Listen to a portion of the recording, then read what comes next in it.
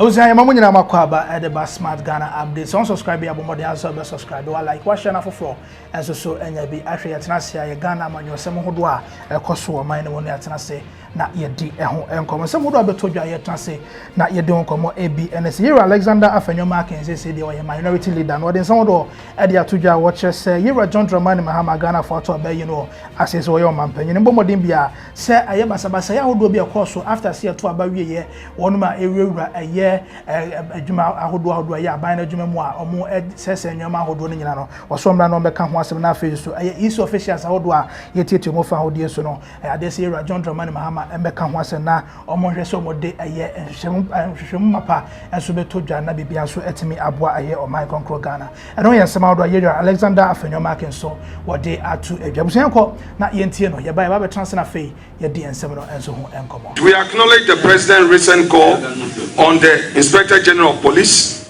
to investigate election-related deaths recorded in 2020 and 2024, a commendable step towards justice and accountability.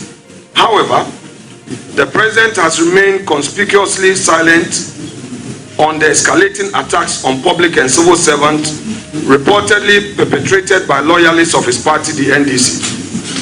These attacks, ostensibly to protect state assets, have reportedly targeted innocent citizens, including judicial officers, causing significant damage to private and public property.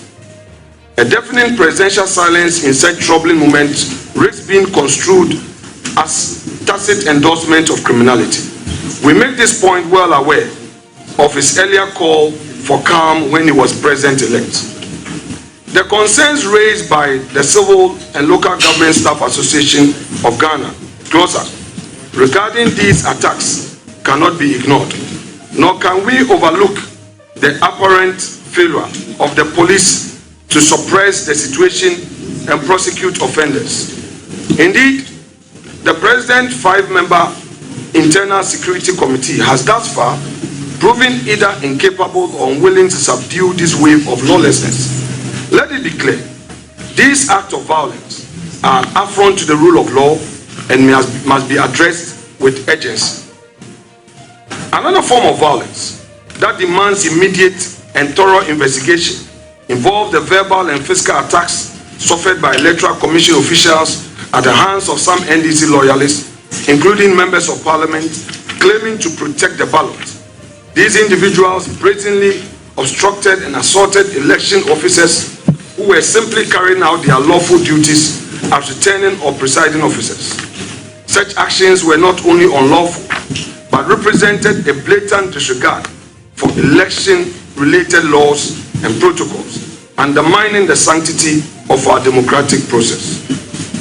Per Section 40 of Representation of the People's Act, there is an unequivocal position in the law. Quote, a person who willfully obstructs or interferes with an election officer in the execution of his duty commit an offense and is liable on conviction to a fine not exceeding 1 million cedis or to imprisonment for a term not exceeding 2 years or both. The disturbing videos circulating publicly highlight the grave threat that these actions pose to our democracy. If approved, the nominee for Attorney General must ensure a thorough investigation and accountability for these violations, as no crime in pursuit of political power should go unpunished. Upholding justice and the rule of law requires that all, including NDC MPs, MPP MPs, and all loyalists of political parties who violate the law under the guise of protecting the ballot face due consequences. This is about safeguarding Ghana's democratic integrity, not political partisanship. Mr. Chair, winning an election must not rest solely on the foundation of valid votes freely and lawfully cast in favor of a candidate, not on the degree of violence employed to intimidate or coerce those tasked with counting and tallying the results. Elections are the ultimate expression of the people's will, and any attempt to subvert this sacred process through intimidation or force undermines the very essence of democracy. Such actions cannot and must not be tolerated in a nation committed to justice, fairness, and the rule of law. Right, I was any per quote in Alexander Afenyo Markin as a minority leader and any trouble and yet chance of a yadi and some and come. The answer I'm come on some say. Ma menfa sa konya we na menhye Ghana for nyan kran. Say if you want to build a better Ghana, a Ghana that we all want as current president a kind will be a me entreaty Ghana ni bia say o kotwa de bi na say Ghana ni wo bia koto Ghana ni de yen build e kuro. Okay, so what I say ntino obi a wo si dan bia de onkoto Shatta cement. Shatta cement. Yes, Shatta cement. Okay. Papa Ibrahim Mahama cement no. Kofo say ye papa. Adwuma e bo no nya sanketwa. Na yen build indigenous Ghanaian businesses. Okay. Afememra Afenyo Markins asam na okai no so. Na what happened yesterday? No, and then so is here enye. Eti call ya all day ma His Excellency John Dramani Mahama Ababio. Me feel say anka eyasampa. Na Ghanaian politicians anka say ya take care de bia. Se me dana me dwene ho a menti ase na meti ase so na chese ma anwene ho. 2020 Techiman South. 8 people were murdered. The pacho omampeni ono tia kunyo so yan. You are John Dramani Mahama. Tabi 2028. 2020. 2020 Nana Danko Kufuado. I stand to be corrected. What is Nana Kufuado aye press release and our come ho asem say sadness ni say. Why can't because he feels a hono command na party. But I am wrong. Let me state this. I think 2025, nobody will be spared. Yeah, it's a bread and butter. If it is wrong, we tell you in the face. Yeah. Now do anya ho hwe.